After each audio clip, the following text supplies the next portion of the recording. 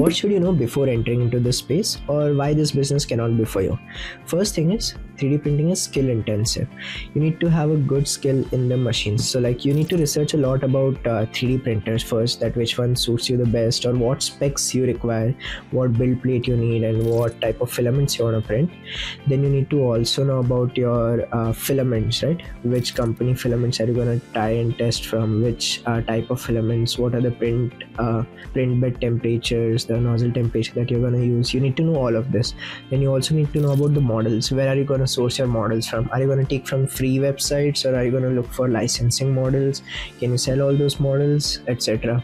Also about custom 3D printing. Are you going to design models for others? Do you have to learn designing, or you only want to be into manufacturing, taking products online, licensing them, and then getting them 3D printed?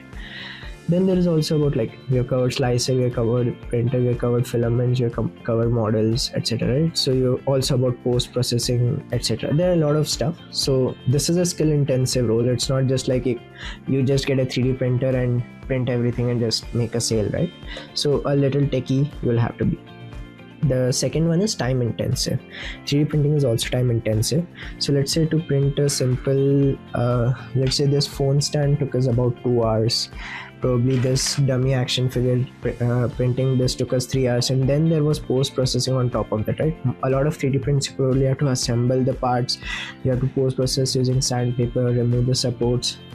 If it's a resin printer, the post processing is even longer, and there are a lot of chances of failing if you don't do that right. So it is time intensive as well. So doing it with one printer is not a scalable stuff. The third reason is 3D printing is not instant profit. So let's say you got a 3D printer today and you started printing. Doesn't mean you get paid instantly. It's a very long term game that you have to play, and not with a single printer at all. If you are planning for a 3D printing business in mind, you have to be open to have more than one 3D printer to break even. Plus, let's say even if you print let's say a 12-hour print every day, you sit and print, you have to get the payment as well. You have to recover the filament cost, you have to recover the printer cost. You are going to give time to it. So only to make a good profit, you need to have more than one printer. You need electricity, you need some backup UPS. Let's say if power cuts happen at your place, that is a very important topic. Because having a 3D printer is easy, right? Let's say you're printing a 4 hours print, and after 3 hours of completion, power goes off. A lot of printers have the resume capability, but generally it is recommended to have a UPS so that your printers does not fail. If you're giving short prints, it's fine, but let's say if you want to scale more than 2 to 3 printers you don't want to waste your filaments, right? So probably you have to invest in a UPS, electricity has to be seen, etc. So there are a lot of things that you have to consider if you're going into this business. You have to have some capital ready to buy next printer. You cannot be like, once I recover the cost of the first printer, only then will I go and purchase the next printer. You have to add machinery. Probably let's say we add machinery once in every 2 weeks. So let's say once in every 2 weeks we either buy one printer or 2 printers. That is the scale right now. We have reached about 9 printers up till today.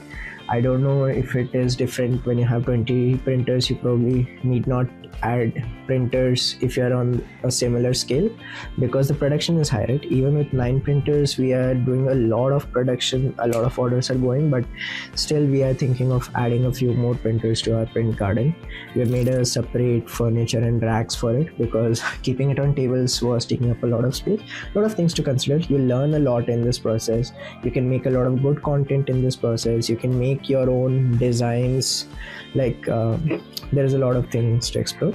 So this is how we conclude the video. So you can comment up any other things that I did not cover, and you can suggest it. So the next part we'll be covering the further part of this